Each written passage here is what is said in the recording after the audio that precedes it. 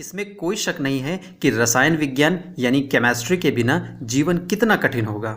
वर्तमान वैश्विक महामारी कोविड-19 में भी रसायन विज्ञान ने मानव सभ्यता को जीने की एक आस दी है।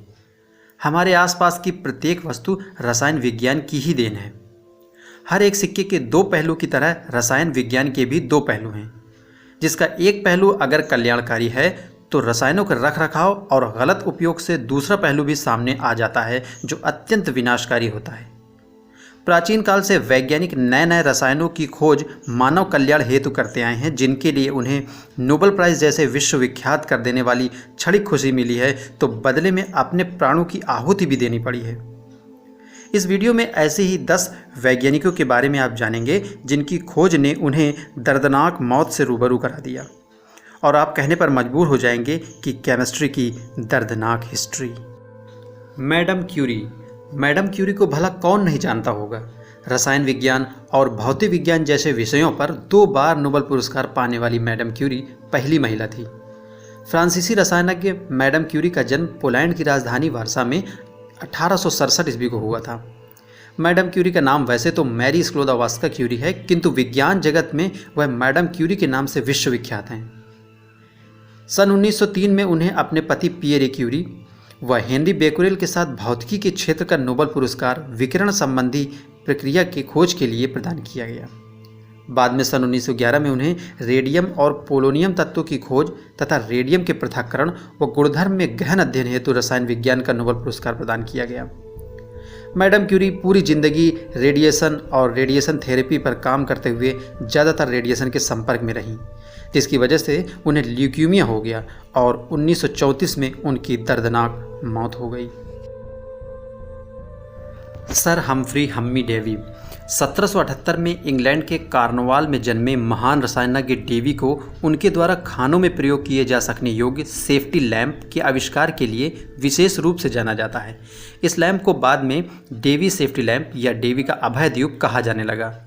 उन्होंने बताया कि विद्युत यौगिकों को उनके संगठन तत्वों में विभाजित कर सकती है।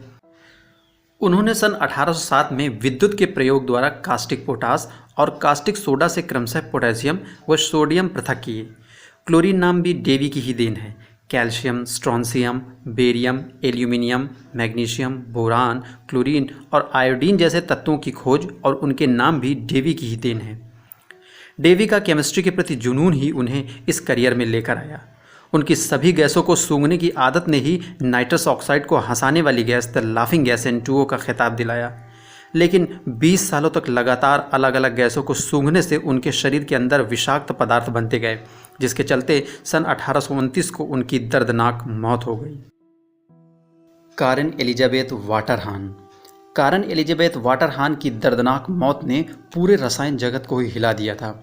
दरअसल कारेन एलिजाबेथ वाटरहान डरमथ कॉलेज अमेरिका में विषाक्त विज्ञान यानी कि टॉक्सिकोलॉजी विभाग में रसायन विज्ञान की एक सफल महिला रसायनज्ञ थी, जिनका जन्म अमेरिका के न्यूयॉर्क शहर में 16 अक्टूबर 1948 को हुआ था। सेंट लॉरेंस यूनिवर्सिटी और कोलंबिया यूनिवर्सिटी से पढ़ाई पूरी करने के बाद 1976 में डरमथ कॉलेज में फैकल्टी के तौर पर नियुक्त हुई। 1976 से 1990 यानी 14 साल के अपने करियर में उन्होंने 85 रिसर्च पेपर प्रकाशित किए। 1990 में उन्होंने डरमथ कॉलेज में महिलाओं को रिसर्च में प्रेरित करने हेतु साइंस प्रोजेक्ट यानी कि WISP की शुरुआत की। सब कुछ सही चल रहा था और वो बहुत खुश रहती थी, पर 14 अगस्त 1996 को मरकरी आयंस का DNA रिपेयरिंग पर जब वो अध्ययन कर रही थी जिससे कि मानव जाति को और उन्नत बनाया जा सके, तब डाईमेथिल मरकरी की एक बूंद उनके हाथ में गिर गई। वाटरहान ने सुरक्षात्मक लेटेक्स ग्लव्स पहन रखा था और उन्हें रसायनों से सुरक्षा के बारे में अच्छे से पता था।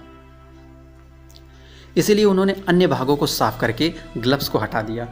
इस घटना के 3 महीने के बाद कारेन को पेट से संबंधित परेशानियां बढ़ती हुई दिखाई देने लगी और उनका वजन तेजी से घटने लगा। पर यह तो सिर्फ शुरुआत थी, अब उनके न्यूरॉन्स डेड होने लगे थे। दुर्घटना के 5 महीने के बाद वह संतुलन खोने लगी और उनकी आवाज़ धीरे धीरे पूरी तरह से ख़त्म हो गई। जनवरी 1997 में जांच से पता चला कि उनके यूरिन में पारे की मात्रा 234 माइक्रोग्राम पर लीटर है। मरकरी की सामान्य सीमा 1 से 5 माइक्रोग्राम पर लीटर तक हो सकती है। विषाक्त स्तर 50 माइक्रोग्राम पर लीटर होता है।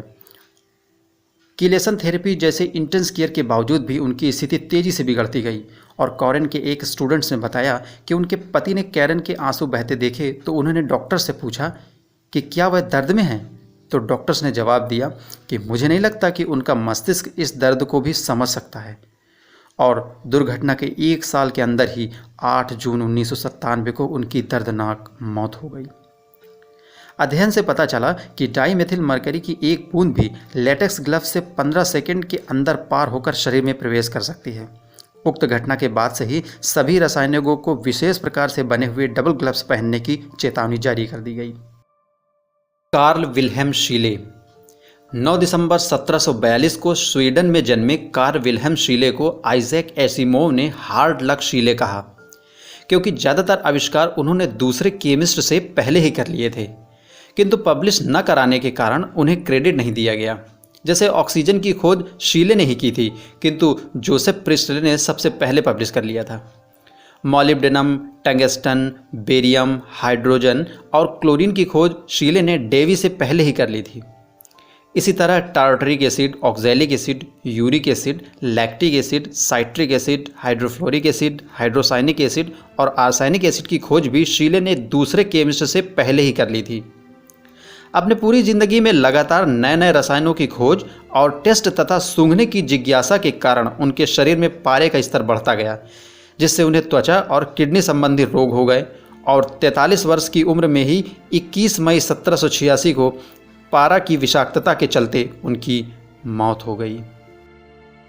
शहरबानो शेरी शेंगी 23 वर्षीय शेरी शेंगी की मौत टर्सरी ब्यूटाइल लिथियम द्वारा लगी आग में बुरी तरह से जल जाने के कारण हुई थी। दरअसल 29 नवंबर 2008 को शेरी शेंगी UCLAS यानी University of California at Los Angeles की पैट्रिक हेरन की केमिस्ट्री लैब में रिसर्च कर रही थी, जिसके लिए उन्हें टर्सरी ब्यूटाइल लिथियम की ज़रूरत थी।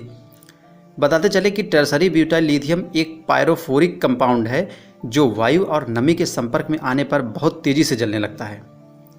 उन्होंने एक 60 ml के प्लास्टिक सिरिंज से लगभग 160 ml टर्सरी ब्यूटाइल लिथियम निकाला, पर अचानक इस केमिकल के रिसाव से आग लग गई, जिससे उनका शरीर बुरी तरह जलने लगा।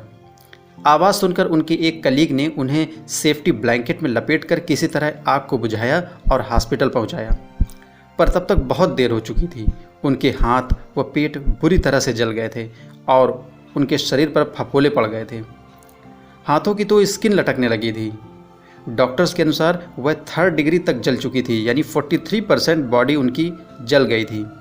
आखिर जिंदगी की यह जंग वह रसायनज्ञ 18 दिन बाद हार ही गई। फॉरेंसिक जांच द्वारा पता चला कि उस दिन उन्होंने सेफ्टी लैब कोट की बजाय सिंथेटिक कपड़े पहन रखे थे। टर्सरी ब्यूटाइल लिथियम की बॉटल और सेफ्टी पेपर पर लिखी चेतावनी भी शायद उन्होंने ध्यान से नहीं पढ़ी थी, जिस पर लिखा था कि इसे 4 फीट लंबी नीडल वाली ग्लास सिरिंज से ही निकाला जाए। शेंगी की बहन नवीन ने तो इसे क्रिमिनल केस बताते हुए मुकदमा भी कर दिया था। हालांकि सेफ्टी रेगुलेशंस का पालन न करने के कारण कोई भी दोषी नहीं ठहराया गया।